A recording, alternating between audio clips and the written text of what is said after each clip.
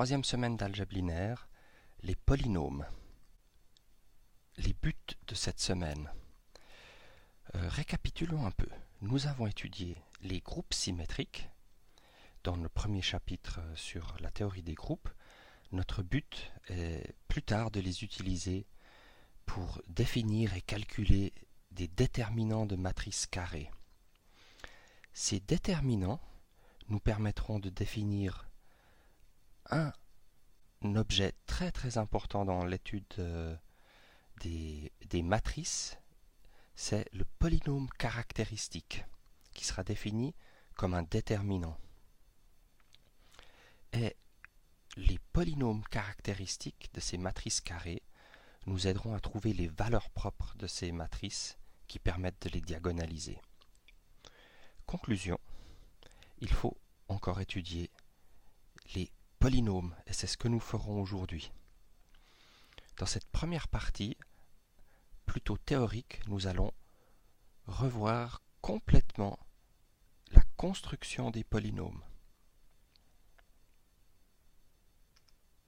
Alors, nous allons construire la K-algèbre des polynômes à une indéterminée t, que vous connaissez depuis longtemps, mais sans l'avoir formellement construite.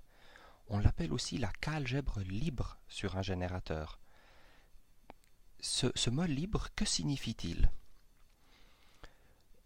Revenons à un exemple plus simple, la K-algèbre la plus triviale qui soit, formée par le corps lui-même. Alors, si je considère une K-algèbre A, combien est-ce que j'ai d'homomorphismes de K-algèbre de K vers A?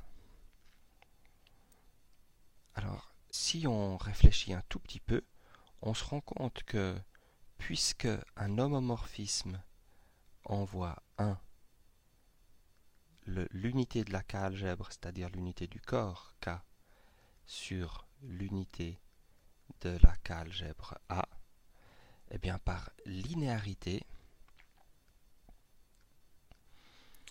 un élément petit k est simplement envoyé sur K fois l'unité de la K-algèbre A.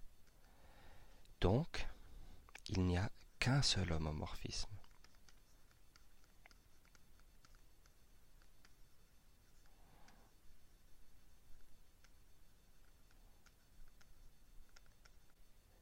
Ce que nous voulons obtenir en construisant la K-algèbre des polynômes, c'est qu'on ait autant d'homomorphismes de K de t dans A que d'éléments dans A.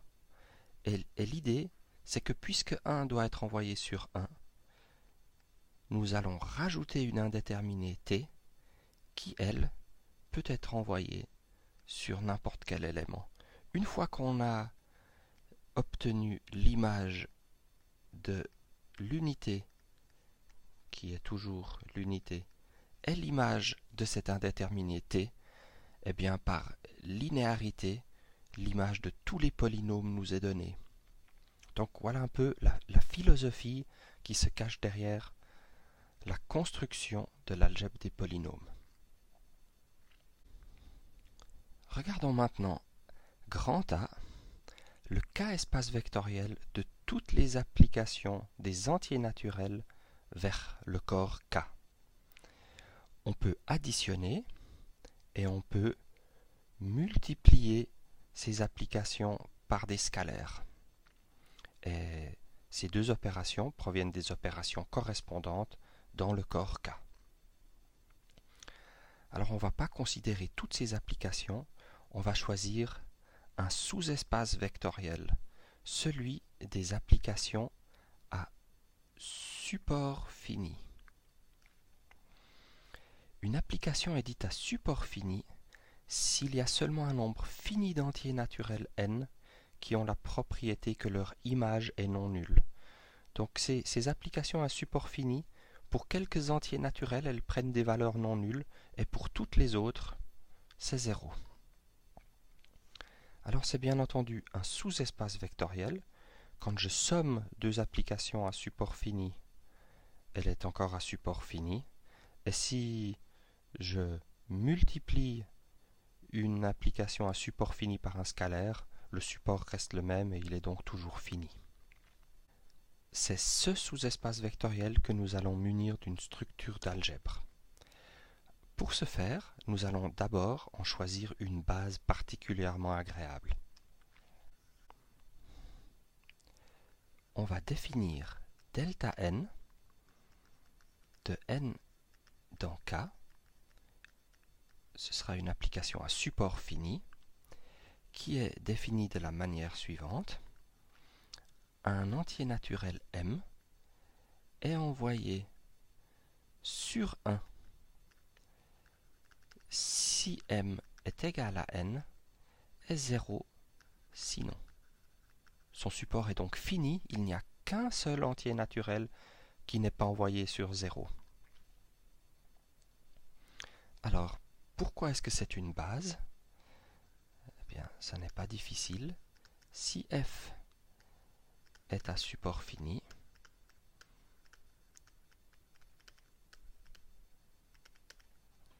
on peut toujours écrire f comme la somme des valeurs que f prend en n fois delta n pour tous les entiers naturels n. Ces deux expressions, f est la somme des f de n fois delta n, ont les mêmes valeurs pour tous les entiers. Et on remarque que cette somme est finie, puisque f est à support fini. Donc, les delta n forment un système de générateurs de notre sous-espace vectoriel. Alors, pour montrer que c'est une base, il faut encore que je montre que cette famille est linéairement indépendante.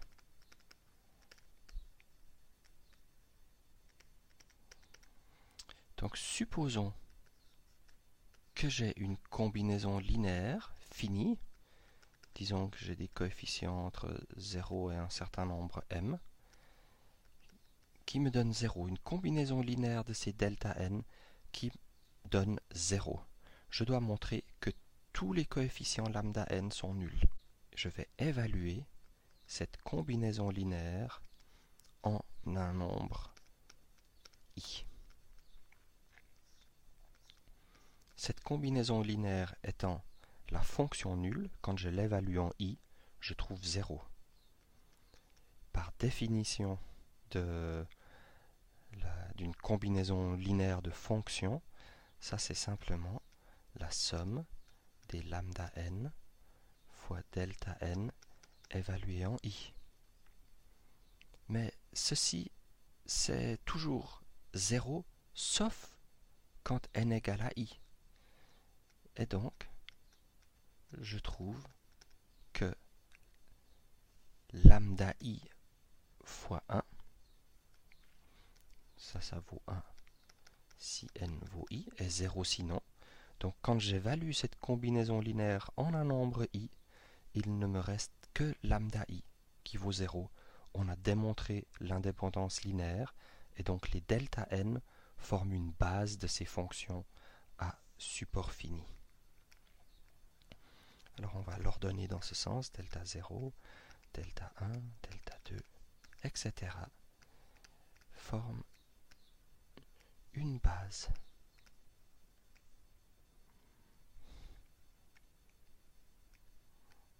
De notre sous-espace des fonctions à support fini. Donc on a un espace vectoriel. Pour que ce soit une algèbre, il faut que je définisse encore un produit.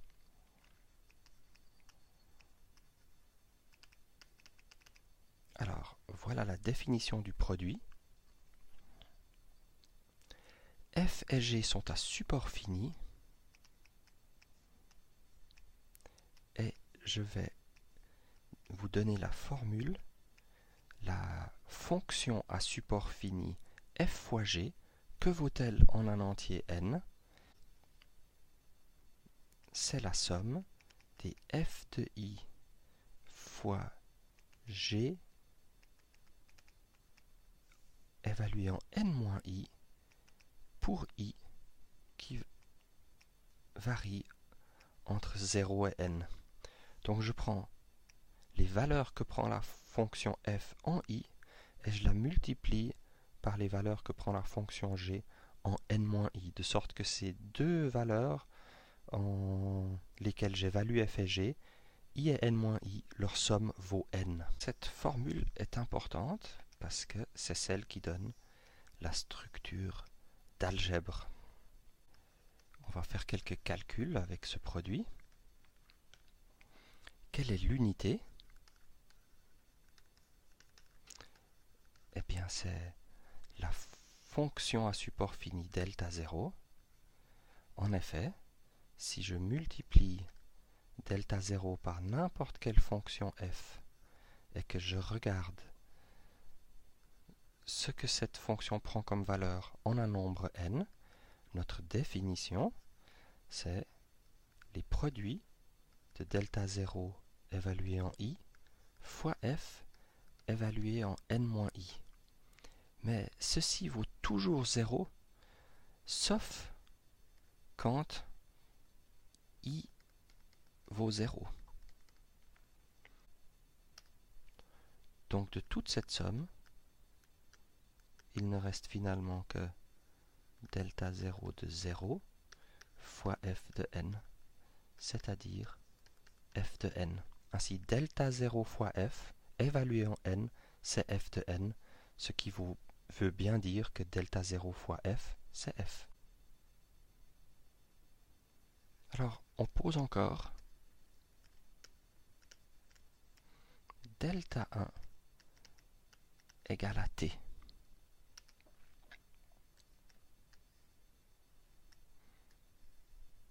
Et c'est en fait delta 1 qui va être notre indéterminé dans l'algèbre des polynômes. Bien, on n'a pas fait toutes les vérifications, mais j'espère que je vous ai donné l'idée de la construction de cette algèbre des polynômes. On a un espace vectoriel de fonctions à support fini, on définit un produit un peu bizarre, et maintenant nous allons voir qu'on retrouve exactement ce qu'on veut et ce qu'on entend par une algèbre de polynômes. Calculons delta m fois delta n. Et on va voir que c'est delta m plus m.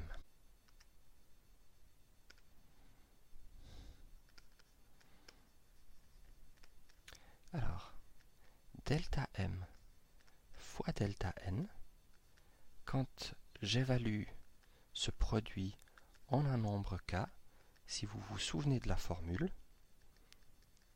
c'est la somme des delta m évalués en i fois delta n évalué en k moins i.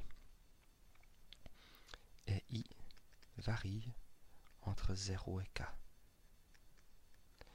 Alors regardons, delta m de i, la seule manière que ce soit non nul, c'est quand m égale à i. Et delta n en k moins i, la seule manière que ce soit non nul, c'est que n soit égal à k moins i. Donc qu'est-ce qu'on en déduit? C'est toujours 0, sauf un terme qui est non nul quand i est égal à m, k moins i est égal à n, si bien que k est égal à n plus m. Donc le produit delta m fois delta n, c'est la fonction à support fini qui vaut toujours 0, sauf 1 en n plus m. C'est bien delta m plus n. En particulier, si on se rappelle que t c'est delta 1, t puissance m, c'est delta 1 m fois delta 1 fois delta 1 fois delta 1, et le calcul qu'on vient de faire montre que c'est delta m. Donc c'est cette base de notre sous-espace des fonctions à support fini, les delta m, ce n'est rien d'autre que des puissances de delta 1 qu'on a renommé t. Donc 1, t, t carré, t cube, etc. forment une base de cette K-algèbre et on la note K de t. À partir de maintenant, nous allons l'utiliser comme nous avions l'habitude de le faire. On va oublier ces delta m et cette formule du produit compliqué, puisqu'on peut simplement multiplier les polynômes entre eux comme on a l'habitude de le faire. Toute autre K-algèbre libre sur un générateur est isomorphe à K de t. Donc on dit que cette algèbre libre sur un générateur t, elle est unique à isomorphisme près. Un isomorphisme de K-algèbre.